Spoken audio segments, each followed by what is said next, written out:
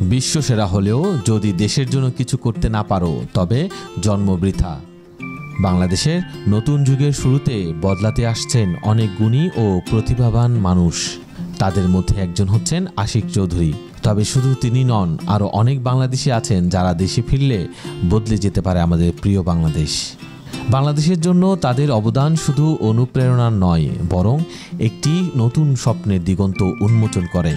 আশিক চৌধুরীর মতো আরও অনেক বিশ্বসেরা সন্তানরা যদি এগিয়ে আসেন তাহলে অচিরেই বদলে যাবে বাংলাদেশ। মনে আছে সেই অমর উক্তি, যাও বিদেশে দক্ষতা অর্জন করো বিশ্বের সর্বোচ্চ পর্যায়ে, কিন্তু ফিরে এসো বিজয়ের বেশে। আজকের প্রতিবেদনে আমরা জানাবো কারা সেই বিশ্বজয়ী বাংলাদেশি। তেমনি একজন জাওয়াত করিম। বিশ্বের প্রভাবশালী 10 বাংলাদেশিদের মধ্যে দ্বিতীয় অবস্থানে রয়েছেন জাওয়াত করিম। তিনি অনলাইন ভিডিও প্ল্যাটফর্ম ইউটিউবের সহ-প্রতিষ্ঠাতা। জাওয়াত জার্মানিতে জন্মগ্রহণ করলেও তার মূল শিকড় বাংলাদেশে। 1992 সালে তিনি পরিবারসহ যুক্তরাষ্ট্রে পাড়ি জমান।